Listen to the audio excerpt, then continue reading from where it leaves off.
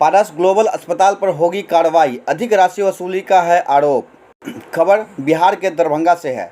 पारस global अस्पताल दरभंगा में मृतक दिलीप अजीत सिंह जो 21 मई 2021 को पारस ग्लोबल अस्पताल में भर्ती हुए थे और 29 मई 2021 तक कुल 9 दिनों तक उनका इलाज पारस अस्पताल द्वारा किया गया।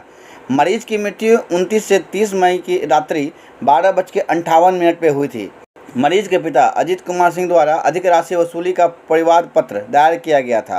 परिवाद की जांच के लिए जिलाधिकारी डॉक्टर त्यागराजन एसएम द्वारा अपर समाहर्ता दरभंगा की अध्यक्षता में अपर मुख्य चिकित्सा पदाधिकारी दरभंगा एवं सहायक निदेशक अल्पसंख्यक कल्याण दरभंगा के साथ 3 सदस्यीय जांच कमेटी का गठन किया गया था।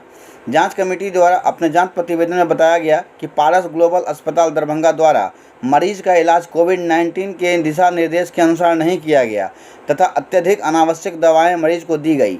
अस्पताल द्वारा 2 तरह का विपत्र बनाया गया, औपबंधिक विपत्र एवं अंतिम विपत्र। औपबंधिक विपत्र 2,97,100 रुपये का एवं अंतिम विपत्र 2,30,500 रुपये का मृतक के संबंधी को दिया गया। अपर मुख्य चिकित्सा पदाधिकारी दरभंगा ने बताया कि अस्पताल में भर्ती के दौरान मरीज का कोविड का एंटीजन या RT-PCR जांच नहीं की गई, लेकिन अनेक प्रकार के हायर एंटीबायोटिक और एंटीफंगल दवाएं दी गई। बताया गया कि मरीज 3 दिन भी वेंटिलेटर पर था, लेकिन 9 दिनों का चार्ज लिया गया।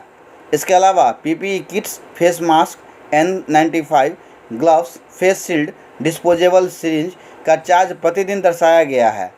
जांच समिति द्वारा बताया गया है कि सरकार द्वारा कोविड-19 के इलाज के लिए निर्धारित दर के अनुसार अस्पताल का विपत्र 1,18,000 रुपये का होता है, लेकिन पारस अस्पताल प्रबंधन द्वारा मरीज के परिजन से 2,30,000 रुपये की वसूली की गई। इस प्रकार 1,12,000 रुपये मृतक के परिजन से अधिक वसूली गई है। जांच कमेटी को मृतक के पिता अजीत सिंह ने बताया कि पारस अस्पताल द्वारा न केवल अधिक राशि का विपत्र दिया गया, बल्कि राशि चुकाने हेतु उनके साथ अभद्र व्यवहार भी किया गया।